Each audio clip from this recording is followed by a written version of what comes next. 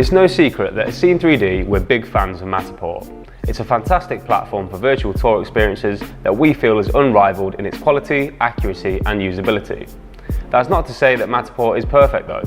Like any technology, it comes with challenges, and with Matterport becoming more prominent around the world, we thought we'd talk to you today about some of the most common problems and their solutions. Problem 1. Direct sunlight.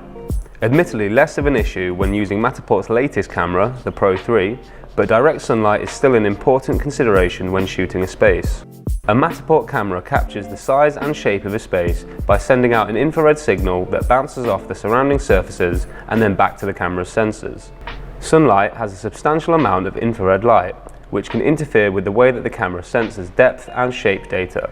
This can be true even on cloudy days. Scanning in or near sunlight can cause alignment errors and poor 3D geometry, which leads to issues when navigating the virtual tour and ultimately a substandard end product. Solution.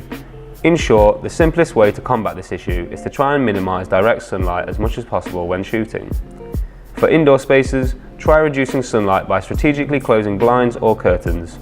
If that isn't a viable option, we'd recommend scanning another area and returning later. For outdoor areas where escaping sunlight is nearly impossible, we recommend using the 360 view option. 360 views take a high resolution panoramic image without any 3D data. Because there's no 3D data being captured, direct sunlight is not an issue. If 3D data for exterior areas is absolutely essential for your project, we recommend using a Leica BLK360 or Matterport Pro 3 camera. Problem 2. Number of scan limits.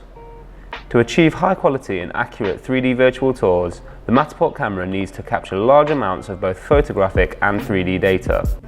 Unfortunately, if a space is unusually large or complicated, there can be limitations in the maximum number of 3D scans before a project starts to become unwieldy. Solution. A simple solution to effectively 3D scan particularly large spaces is to break the space into separate 3D models. These smaller 3D models will be more manageable and can be linked together through our data tags. Or, if you're using an overlay for your Matterport space, separate models can be linked through a navigation menu. If it's essential to have a large space as one 3D model, Matterport offers a service called stitching. This process involves manually combining 2 or more 3D spaces into one model. It is important to be aware this is a very time-intensive and intricate process. If you have one of the newer iPads with plenty of spare memory, you should be able to scan bigger projects without any issues. Problem 3. Sensitive or personal information on display.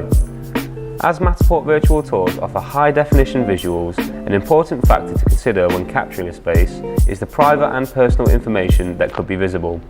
From legal documents to family pictures, someone accidentally viewing private information can be a major concern. It's important to remember that before beginning the scan, ensure the space not only looks presentable, but also confirm any sensitive data is hidden from view. During the post-production, there is a blur tool in the Matterport workshop that can be used to obscure any photograph or any sensitive data that might have been missed during the 3D scanning appointment. We always recommend using the blur tool sparingly, however, as it can become a bit of a distraction when overused. Finally, we recommend giving the client the chance to review the virtual tour prior to publishing it for viewing. This way, they can sign off that they are happy with the final product and also confirm there is absolutely no private or sensitive data visible. So there you have it, our pick of the most common problems we've encountered and some simple strategies to help work around them.